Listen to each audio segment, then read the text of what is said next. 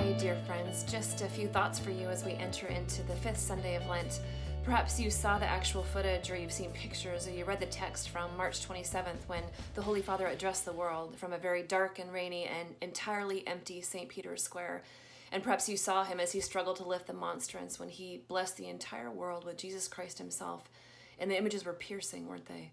And you saw this solitary man going before God and interceding for us all.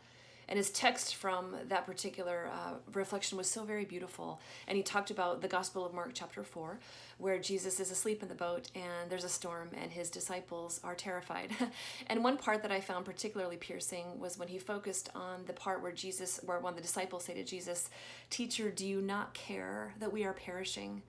And I wonder how many times in our life we've said that to the Lord, "Lord, do you not care?" And this is exactly what the Holy Father says. If I can read you the actual text, he says, "Do you not care?" They think that Jesus is not interested in them, that he does not care about them.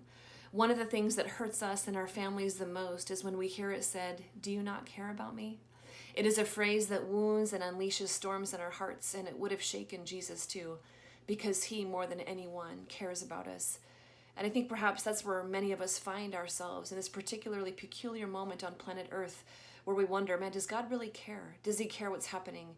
And it's so fitting that we have the gospel readings from Mass today, from the fifth Sunday of Lent, from the Gospel of John, where Jesus raises Lazarus from the dead.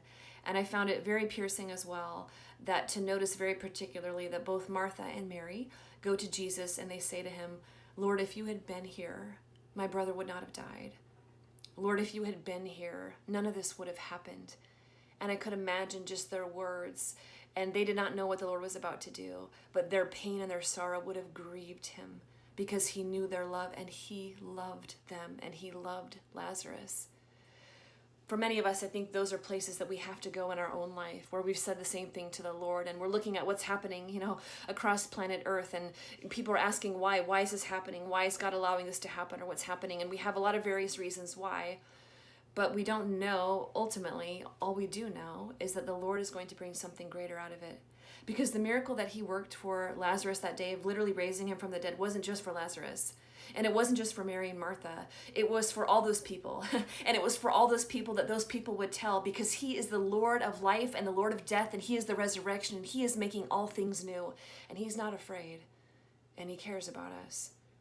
So maybe this week, as we journey in the season of Lent in ways that we are finding ourselves that perhaps we never thought we would, that we would allow Jesus Christ to draw close to those caves where death is, for we all have them, where we have questions, where we have doubts, where the things that we used to use to run away from, we can't do that anymore. And we're faced gloriously with the Lord himself, and he is speaking. So he does care, my friends, and he's allowing this to happen on earth for his own reasons, and he will bring something greater out of it. So let's open our hearts to him and let's journey with him, for he cares about us. He cares about us more than we could possibly imagine.